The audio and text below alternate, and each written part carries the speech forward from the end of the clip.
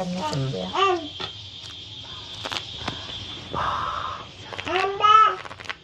ก่อนใหญ่เลยพี่น้อง2 ล้านเลยบอกแม่2 ล้านฮะหลาย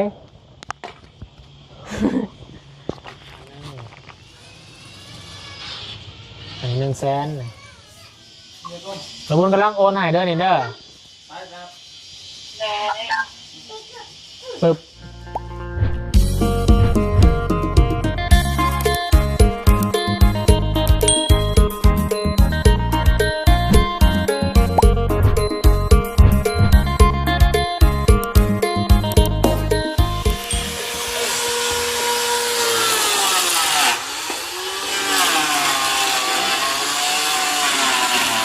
พี่น้องเนาะตอนนี้จะสร้างเพิ่นเนาะเหลือขั้นตอนสุดท้ายสุดระบาดนี่พี่น้องเนาะกำลังเข้าบ้านประตูใหญ่ลายพี่น้องเนาะเป็นลายสร้างสวยสดงดงามเนาะเข้ากันดีนอกจากเพื่อนงามหลังนี้พี่น้องเพื่อนน้องพรโถงามน้อยเนาะบ้านเนาะโค้งสุดท้ายแล้วป่ะโค้งสุดท้ายสุดแล้วเนาะโธ่โค้งสุดท้ายสุดของการจะพักผ่อนของสร้างเนาะมือแมนบไดมาเดี๋ยววันที่บ้านน้ำล้างขั้นตอนต่อไปเนาะ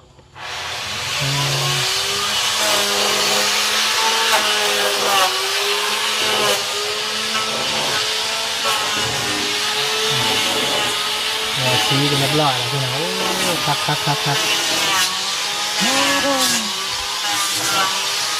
พี่น้องเนาะทางวันเองขอกราบทักทายสบายดีเด้อพี่น้องเด้อสบายดีและสวัสดีกันเบิดสุขสุขคนเนาะพบเจอกันอีกเก่าเนาะพี่น้องย่ำคอยคำลงแรงติดตามเบิ่งเงินสั้นล้านแป้นของน้องพรคือเก่าพี่น้องเนาะในเวลา5:30ตอนนี้พี่น้องเนาะ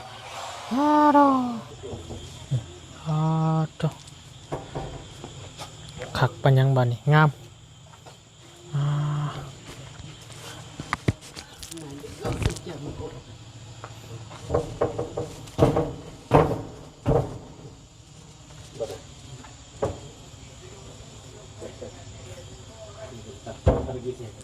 ลายช้างคู่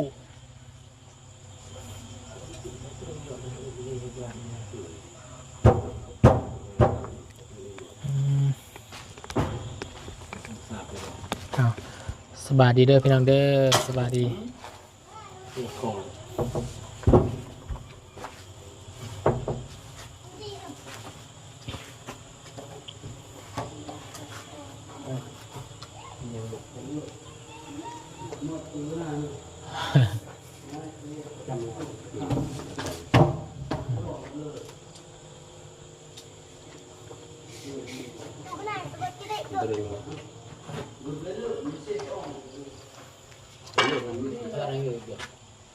ได้ละครั้งหนึ่ง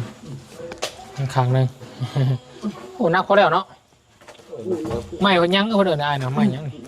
ไม่แค้นบ่โอ้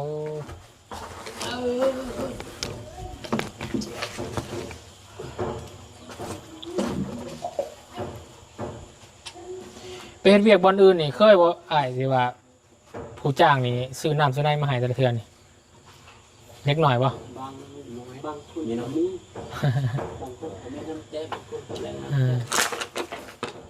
บาดน้องพ่อทีมงานเนี่ย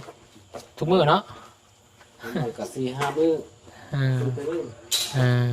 คือปอเตรียมมื้อ1 2 3เทื่อ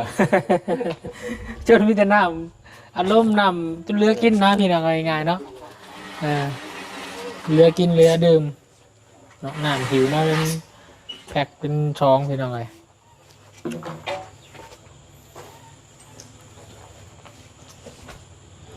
ลายสั่งคักแน่ได้พี่น้องเราธรรมดาได้เฮือนเทวดาปั่นสวยงามปั่นลงกันนี่ปัดย่างอะไรตะกี้ไปกบปัดย่างเสร็จแล้วตะกี้ไปกบ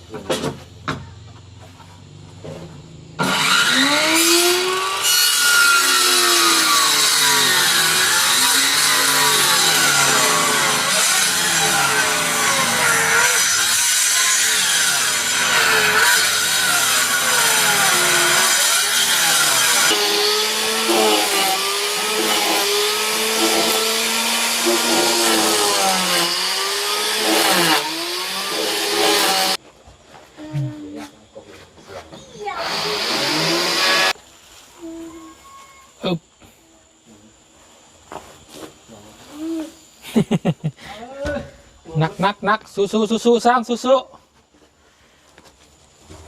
โค้งสุดท้ายแล้ว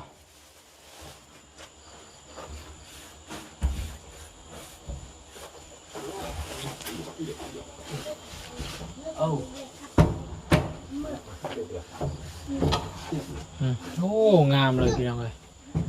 พอเข่าแล้วก็ป้าทุ่งงามกรึบป้าเปียพอดีนี่แปลว่าจังได๋อ้ายภาษาทางอ้ายพอดีว่ะปั๊บหมกซิป ปลาหมกซิบเนาะ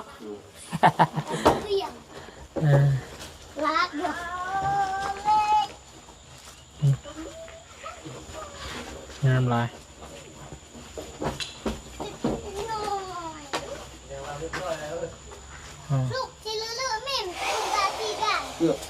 เกือบจะเรียบร้อยยังน้อยหนึ่ง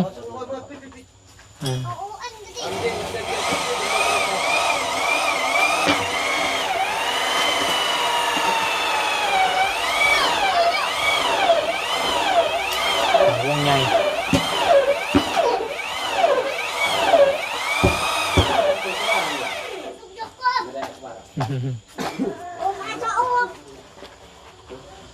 กูอะไรอย่างนั้นมาติดกูตัวเดียว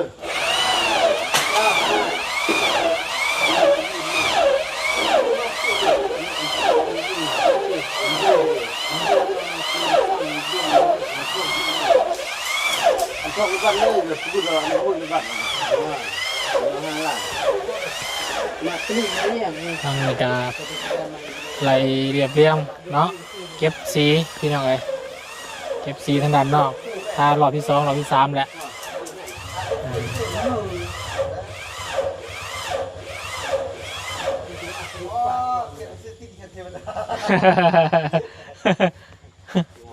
เป็นเทวดา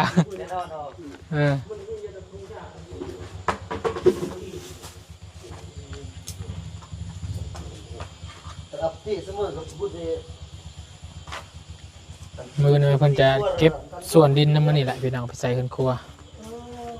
อันเดียคนเรียนดีก็ยากเมืองบักตี้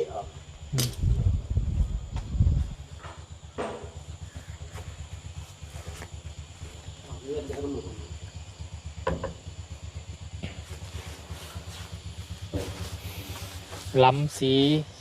เขือบเงา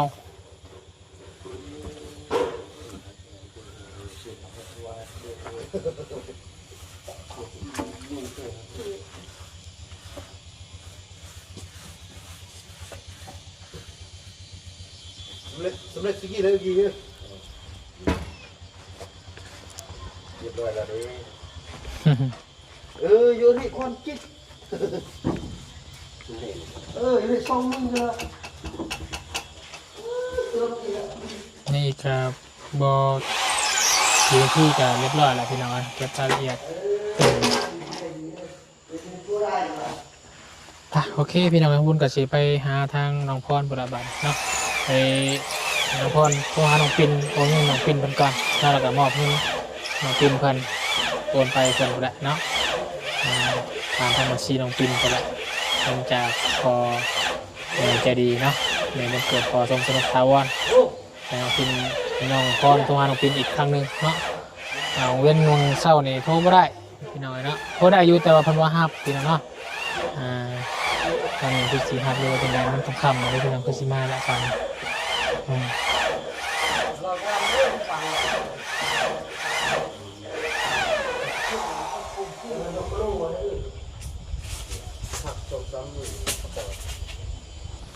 มาพี่น้องยางขึ้นมาทั้งพี่ละเพื่อนน้องพรเพื่อนมีงานน้องพรเห็นว่าทางเบาหญ้าเพิ่นมาปึงกะโลเนาะสื่อกะโลน้ำไม่เท่าแม่ไม่ยากินได้เดี๋ยวเบิ่งดูกันเพื่อนทางบุญกะใส่น้องพรตัวน้องปิ่นโอนเงินให้น้องปิ่นพันเนาะอยู่แล้วกับบริใกล้ปันได้พี่น้อยแต่ก็ขึ้นผู้สั้น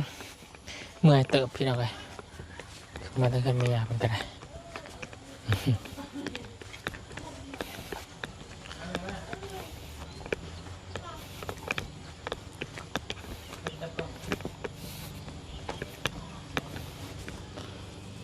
ให้ทำหมอยาวจ่ายเงินจ่ายคำก่อนพี่น้องหมอยาวกำลังแล้วเวียกพี่น้องเนาะมาจ่ายกะโลใช้ไว้เสื้อชมนะป้าและเสื้อชมนะพี่น้องเลยนะมานั่งอยู่นี่ก่อนเนาะเฮือนน้องพรวิวดีอยู่ในเฮือนเมียน้องพรพอดีเนาะ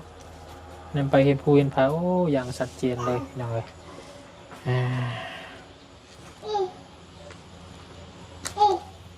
ผู้ชายอยู่บนน้องปิ่นพอดีเนาะปิ่นบ่ได้นี่โอนเงินน้องปิ่นพอดีนะ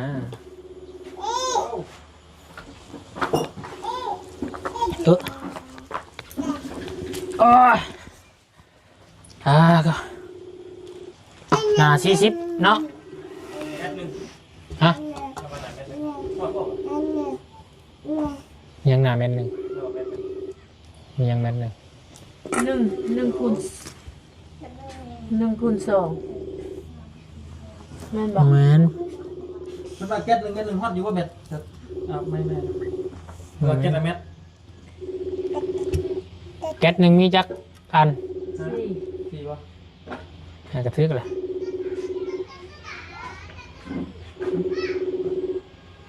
แก๊ส1 เม็ด 1เฮ้นี่เอาหน่อยจะยุ่งอีกอ่ะอย่าหอยเอาได้แม่ย่ากำลังเฮ็ดยังน่ะสินึ่งข้าวหับบ่หับอีกแล้วโอ้ตายแล้วสาดบ่ได้ขาดสมบ่ได้เงินแล้วบาดนี้คำนำสู่บ่ได้เงิน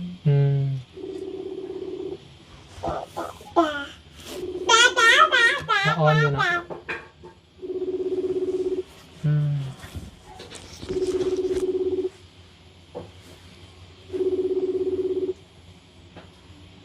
ไม่ยัง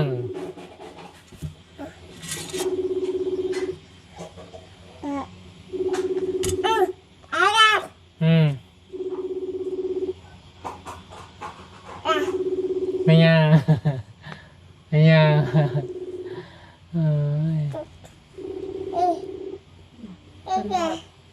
มาหับเด้อโอ้ยพี่น้องเอ้ยมันโทรมาแล้วยุงหันเนาะมี QR เราป่ะจ๊ะนี่อยู่แล้วมีป่ะมาชวนให้ไปเลยเลยแต่วันนั้นใจวุ้นก็จะให้เพิ่นขอบุญกับพุ่นขอบใจทั้งผู้ใหญ่เพิ่นนั่นแหละพี่น้องรับปัญหาที่ว่าเนาะ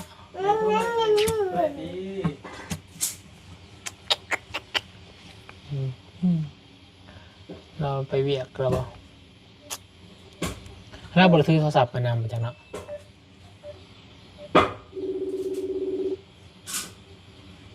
โทรศัพท์เรานะอยู่น้ำเราก็ไม่ได้ยินเสียงเป็นน้ำไม่ได้ยินเสียง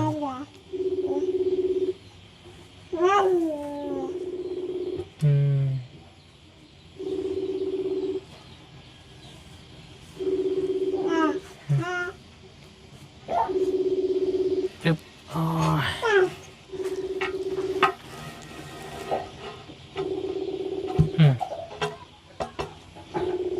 แล้ววิวงามดีพี่น้องนะเบิ่งผู้นั่งแบบนี้ก็ในเมืองภูเมืองผาป่าไม้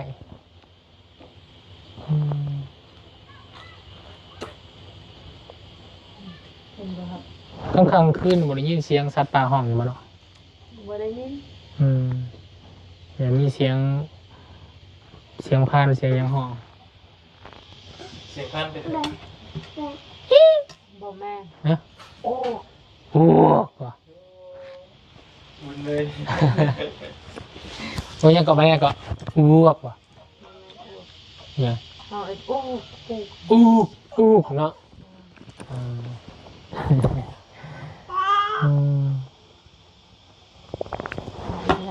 เห็นกะโลยังนั่งกะโลแหละพี่น้องเลยนั่งกะโลแล้วเจ้าน้อยก็ได้นั่งแล้วเจ้าน้อยสร้างปูให้แล้วเด้อเจ้าน้อยก็สร้างไปจะปูให้เจ้านั่งยืนเจ้าแล้วงามแล้ว โทรศัพท์ ผมยังเลี้ยวมาได้จังเข้ามา เบาเหงาโทรหาก็ได้เบาเหงาก็มี อ๋อโอเคโอเค จากนั้น ในตอนแรกก็ได้เนาะพี่แต่มุดจิมอบให้กับน้องพรก่อนกันแล้วกันจ้ะเงิน2,140,000เนาะวุ้นเอาเงินนำลุงจันทร์เมื่อกี้นี่ยังไงเนาะมาให้ก่อนไว้ให้น้องพรแต่เป็นเงินของทาง แม่บุญ แม่บุญเกิดพอสมสนุกถาวร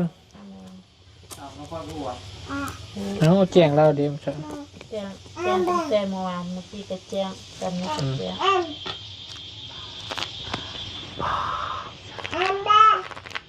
ก่อนใหญ่เลยพี่น้อง 2 ล้านเลย อ่า บอกแม่2 ล้าน ฮะ กี่ล้าน หลาย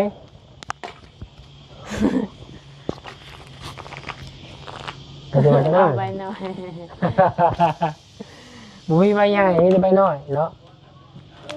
เอาได้ได้ นี่แหละใบใช้จ่ายนี่แหละซื้ออันซื้อนี่คือจะบริสุทธิ์ได้บ่อยเนาะ แต่ยังสิได้ซื้ออยู่ อันนี้ล้านหนึงเลยอันนี้100,000เลยอันนี้40เลยอันนี้ล้านหนึง ป่า ขอโทษมีจะใบน้อยเลย มาเปลี่ยนมาเปลี่ยนเลยเขาเก้าน่ะเปลี่ยนมาอื่นก็ได้ให้น้องคือเก่า ลุงใบน้อย มือนี่จะเห็นเปิดอยู่ ที่เก่าแล้วที่นี่คือยังไง เกียร์นั้นไม่เอาบุญ โอมพงก็ได้ ฮะ เกียร์นั้นไม่ พี่น้องเนี่ย เกียร์จะเขียนนะ ข่อยบ่มีเงินหอดผลของบริกรมามันไปหน่อย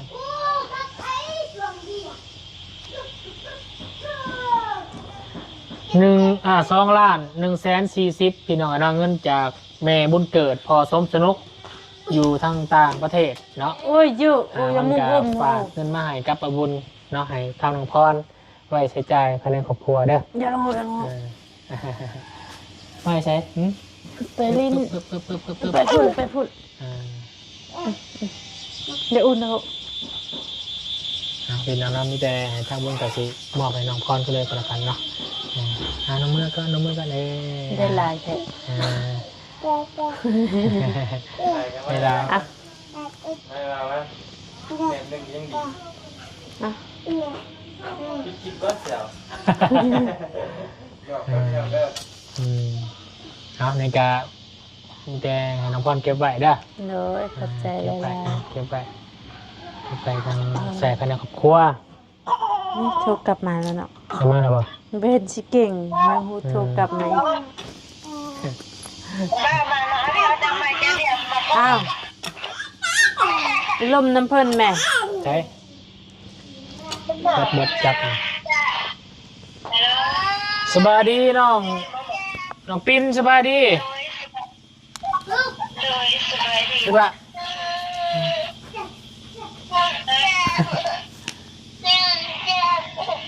น้องปินโทรมาแล้วพี่น้องเนาะเนี่ยเราก็มีลูกอีกคนหนึ่งบอก แม่น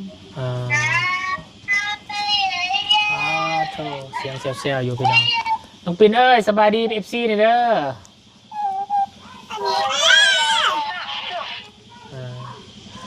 นี่พี่น้องกันเนาะฝนตกก็ได้ยินอย่างนะ อ๋อฝนตกโดย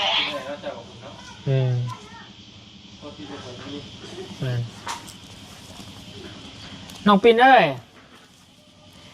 โดย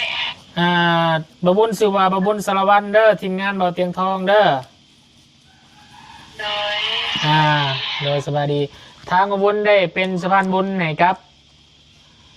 พ่อแม่ใจดีอยู่ทั้งต่างประเทศเด้อ โดย เพิ่นว่าอยากซอยภายในครอบครัวของเจ้าหรือว่าซอยเหลือเจ้านี่แหละเพิ่นอยากซอยเรื่องเงินจำนวนหนึ่งเนาะไว้ให้น้องจุนเจือใส่ภายในครอบครัวเด้อ โดย เพิ่นสิโอนเงินให้ เดี๋ยวบุญจะโอนเงินให้เจ้านี่2,140,000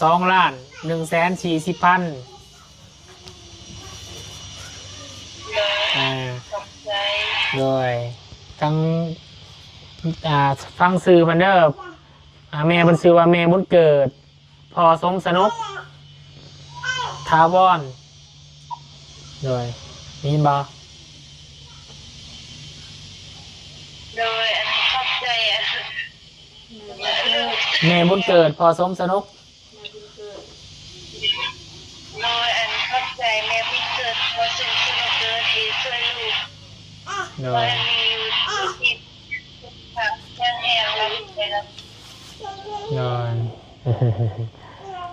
พ่อแม่เพิ่นก็อยากให้น้องนี่แหละเนาะไปใส่จนเจริญในครอบครัวเด้อ โดยขอบใจ มาบ่ทันซ้ำมาบุญก็ได้เนาะมาบ่ทันเจ้ากลับก่อนซ้ำ เลยกลับมาลูกเป็นไข้แดง อ๋อแบ่งกลับก่อน เลย QR น้ำเจ้ามีบ่ บ่มีแล้วน้ำ บ่เนาะยืมใน QR น้องมา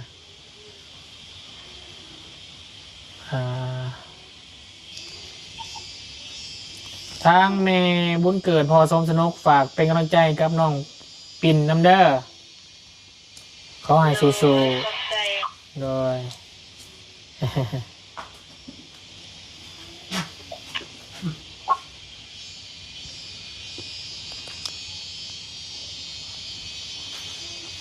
แม่นบ่ล่ะน้องปิ่นเนาะเห็นบ่ แม่น 2,140,000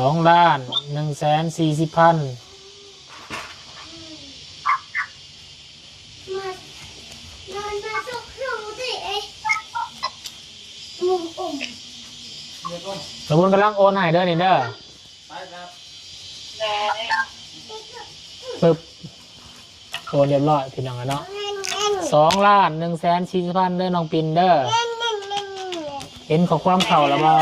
เห็นข้อความเข่าแล้วบ่ ยังไม่ให้เถื่อน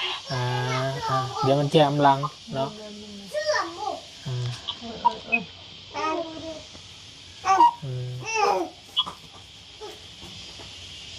โอเคเราโอนเรียบร้อยพี่น้องเนาะ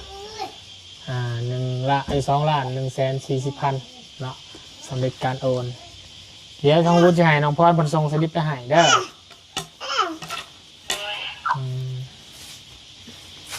โอเค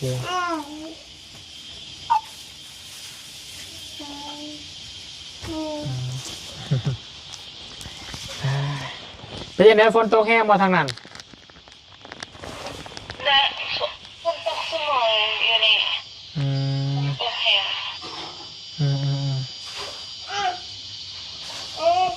จะอยู่เชียงขวางแมันบ่ ลงพระบาท อยู่โรงพยาบาลเนาะ บ้านพักเก่งใหญ่ นะ บ้านพักเก่งใหญ่ บ้านพักเก่งไง เมืองผู้พูดแพงลงเข้าไป โอ้ไก่เลยพี่น้อยว่าอยู่ไกลเลยเอาจากไหนก็อยู่ดีไม่แห้งน้องปินเด้ออยู่ดีไม่แห้งสู้ๆเนาะดีเจน้ำลายๆเนาะทีนี้ทั้งแม่มดเกิดพอสมสนุกคนในซอยน้ำ2 ล้านกว่าพี่น้องนั่นละวัน$100เราให้กับน้องปินเพิ่นไว้ใส่ในครอบครัวหรือว่าไว้บำรุง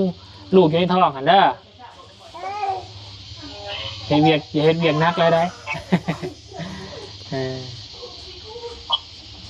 หาไม่ได้เท่านั้นเด้อน้องเด้อสู้สบายดีถ้าพ่อกับแม่พ่อแน่ สบายดี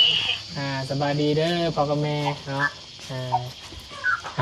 โอเคเนาะทางน้องพรขอบใจเป็นตื่มบาทพี่น้องเนาะทางแม่บุญเกิดพอสมสนุกพี่น้องเลยเนาะเห็นน้องเห็นหูเพิ่นหรือเปล่ายังเนาะ ค่ะ แม่บุญเกิดพอสมสนุกเลย อ้ายให้เบิ่งเลย ให้เบิ่งหน่อยบ่ เลย ให้เบิ่งหน่อยเนาะ เลย งามบ่ งาม เนาะ เบิ่งอ่ะ นี่เบิ่งหูเพิ่นเด้อน้องปินครอบครัวของพ่อกับแม่เพิ่นเด้อเพิ่นอยู่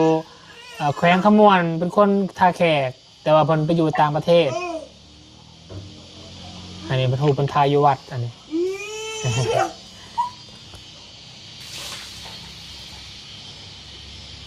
จ้างที่แล้วเบาเงา สิ มีแต่ฝากทางน้องพรได้ขอบใจทางพ่อกับแม่เพิ่นเด้อแม่บุญเกิดพอสมสนุกทาวร ขอบใจหลายๆเด้อแม่บุญเกิดกับพ่อสมสนุกที่โอนเงินให้ลูกได้รับแล้วขอบใจที่ได้โอนให้ลูกที่ซื้อนมให้ลูกน้อยกินขอบใจหลายๆเด้อขอให้อยู่ดีมีแห่งความเจ็บอย่าได้ความใครอย่ามี สาธุนั่นแหละเด้อมีแต่ผู้ละมื้ออื่นเนาะจังพอกันอีกเทื่อนึงเนาะตอนเช้า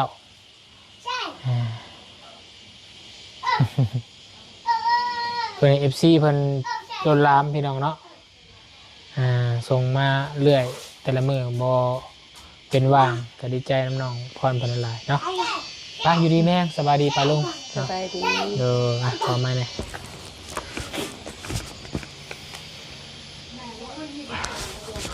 ไปโอเคพี่น้องนะถ้าบุญกาจะได้ขออนุญาตจบคลิปลาพี่และน้องเพียงสนิทก่อนกันแล้วกันพี่น้องเนาะคลิปหน้าพอกันใหม่เนาะคลิปนี้ขอบุญขอบคุณกับมุกกับใจทางแม่บุญเกิดพอสมสนุกทาวรเนาะที่ทางบุญเป็นสะพานบุญไห้เนาะพอแต่สิ่งดีๆในชีวิตเด้อพอกับแม่เด้อเนาะที่มอบเงินส่วนเรือนกับน้องพรแล้วก็ส่วนเรือทางน้องปิ่นเพิ่นเนาะบุญกุศลที่แม่สร้างมาในรอบนี้ขอให้ไปหาทางครอบครัวแม่พ่อกับแม่จงมีความสุขความเจริญสุขกายสบายใจปราศจากโรคภัยไข้เจ็บทางปวงเดินทางไปไสมาไสให้ตลอดปลอดภัยมีแต่สิ่งดีๆเข้ามาในชีวิตขอให้ร่ำขอด้วยภายในครอบครัวของหมอและแม่เด้อเนาะแล้วก็ FC บ่สุขทุกคนที่เกียรติติดตามรับชมขอบคุณขอบคุณของมุกกับใจหลายเนาะสำหรับคลิปนี้ไปแล้วสบายดีเด้อพี่น้องเด้อ